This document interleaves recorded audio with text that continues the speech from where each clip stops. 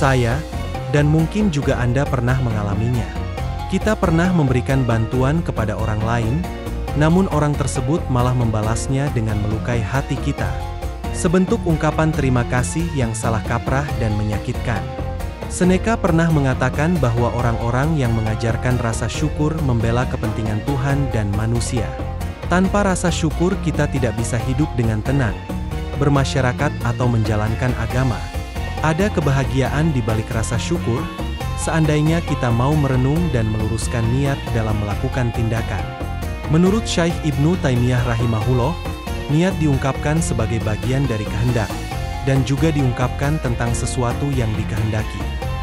Ketika seseorang dibantu oleh orang lain, sepatutnya ia menghargai bantuan tersebut dengan ungkapan terima kasih. Perilaku itu sejalan dengan kebaikan, dan mengikat kedua orang yang saling tolong-menolong tersebut dalam kasih sayang di jalan Allah Subhanahu wa Ta'ala. Seperti ditegaskan oleh Seneca, saya akan berkata pada diri sendiri bahwa saya mencintai orang yang telah menolong saya. Apa yang tidak akan saya lakukan di dunia ini untuk menyenangkan hati dan melayaninya? Ketika saya tidak memiliki sarana untuk membalas, perenungan itu sendiri sudah cukup. Selanjutnya ia menerangkan bahwa, seseorang tetaplah seorang seniman meskipun tidak membawa alat-alatnya, atau seorang musisi, meskipun tidak memiliki biolanya, atau seorang pilot yang baik meskipun berada di daratan kering.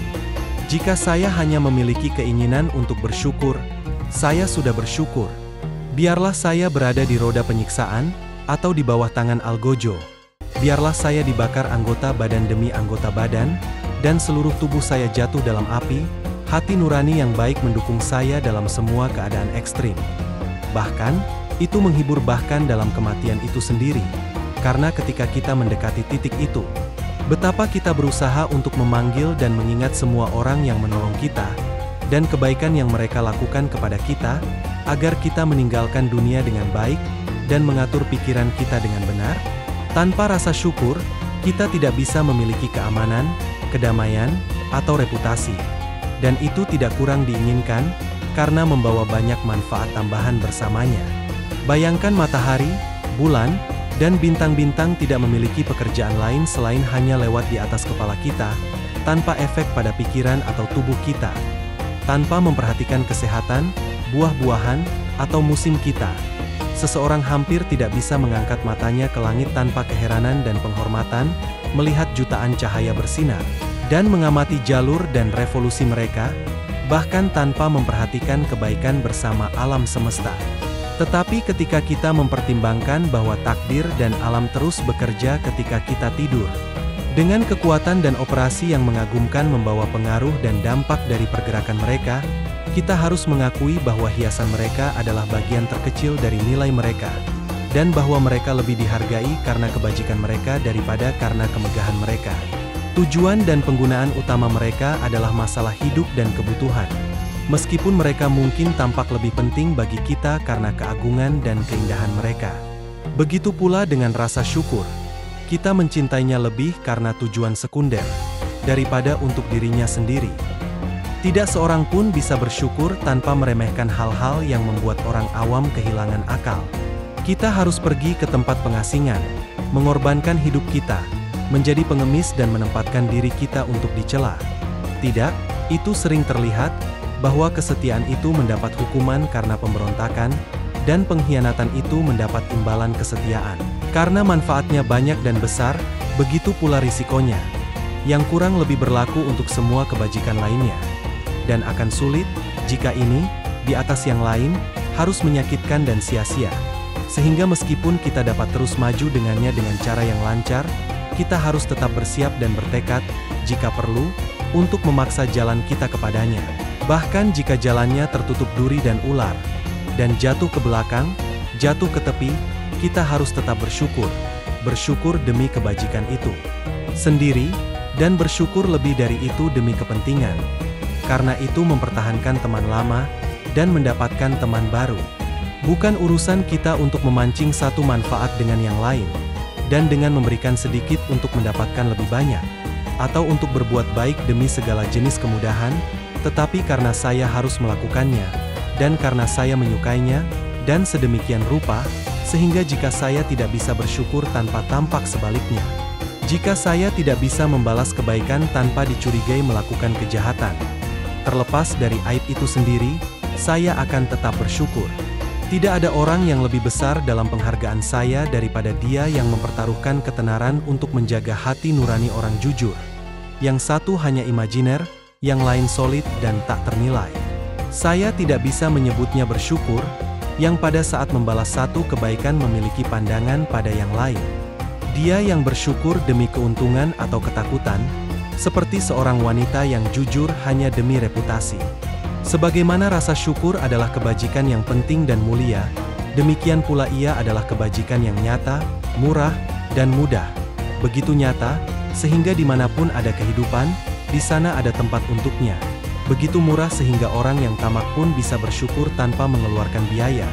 Dan begitu mudah sehingga orang yang malas pun bisa melakukannya tanpa usaha.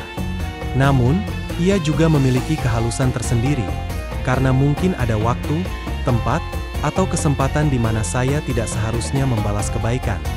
Bahkan, di mana saya lebih baik menolaknya daripada memberikannya. Perlu dipahami, bahwa bersyukur atas kebaikan berbeda dengan membalasnya. Niat baik sudah cukup dalam satu kasus, sama seperti yang diminta satu pihak dan dijanjikan pihak lain. Tetapi efeknya diperlukan dalam kasus lain. Dokter yang telah melakukan yang terbaik dibebaskan meskipun pasiennya meninggal. Begitu pula pengacara, meskipun kliennya mungkin kalah dalam perkaranya. Jenderal tentara, meskipun pertempuran kalah, tetap layak dipuji, jika ia telah menjalankan semua bagian dari komandan yang bijaksana. Dalam kasus ini, satu pihak membebaskan dirinya, meskipun pihak lain tidak pernah menjadi lebih baik karenanya.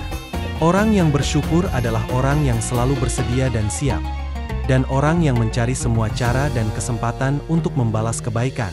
Meskipun tanpa mencapai tujuannya, melakukan jauh lebih banyak daripada orang yang, tanpa kesulitan apapun, melakukan pengembalian langsung.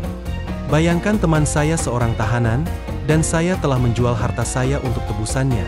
Saya berlayar dalam cuaca buruk, dan di pantai yang penuh dengan bajak laut. Teman saya kebetulan ditebus sebelum saya sampai di tempat itu. Rasa syukur saya sama-sama dihargai seolah-olah dia menjadi tahanan. Dan jika saya ditangkap dan dirampok sendiri, itu akan tetap menjadi kasus yang sama. Bahkan, ada rasa syukur dalam raut wajah, karena orang jujur membawa hati nuraninya di wajahnya, dan mengusulkan pembalasan kebaikan pada saat menerimanya. Dia ceria dan percaya diri, dan, dalam kepemilikan persahabatan sejati, terbebas dari semua kecemasan. Ada perbedaan ini antara orang yang berterima kasih dan yang tidak berterima kasih. Yang satu selalu senang dengan kebaikan yang telah dia lakukan, dan yang lain hanya sekali dengan apa yang telah dia terima. Harus ada kebaikan dalam penilaian bahkan kantor terkecil, dan kerendahan hati seperti yang tampak terikat dalam apapun yang diberikannya. Karena memang merupakan manfaat yang sangat besar, kesempatan untuk melakukan kebaikan kepada orang yang layak. Dia yang memperhatikan masa kini, dan mengingat masa lalu, tidak akan pernah tidak berterima kasih. Tetapi siapa yang akan menilai dalam kasus ini? Karena seseorang bisa bersyukur tanpa membalas, dan tidak berterima kasih dengan itu. Cara terbaik kita adalah membantu segalanya dengan interpretasi yang adil. Dan dimanapun ada keraguan, untuk memberikan konstruksi yang paling menguntungkan. Karena dia yang suka membantah kata-kata, atau penampilan, memiliki pikiran untuk mencari pertengkaran. Untuk bagian saya sendiri, ketika saya datang untuk membuat perhitungan saya, dan tahu apa yang saya hutangkan, dan kepada siapa, meskipun saya membuat pengembalian saya lebih cepat kepada beberapa orang, dan lebih lambat kepada orang lain, seperti kesempatan atau keberuntungan akan memberi saya izin, namun saya akan adil kepada semua. Saya akan berterima kasih kepada Tuhan, kepada manusia, kepada mereka yang telah berbuat baik kepada saya, bahkan kepada mereka yang telah berbuat baik kepada teman-teman saya. Saya terikat dalam kehormatan dan hati nurani untuk berterima kasih atas apa yang telah saya terima. Dan jika itu belum penuh, itu masih merupakan kesenangan bahwa saya dapat berharap untuk lebih banyak. Untuk pembalasan kebaikan harus ada kebajikan, kesempatan, sarana, dan keberuntungan. Sudah menjadi hal yang umum untuk memutarbalikkan keadilan hingga mencapai titik luka. Seseorang bisa terlalu benar. Dan mengapa tidak terlalu bersyukur juga? Ada kelebihan yang berbahaya, yang berbatasan sangat dekat dengan rasa tidak berterima kasih, sehingga tidak mudah untuk membedakan yang satu dari yang lain. Tetapi, mengingat ada niat baik di dasarnya.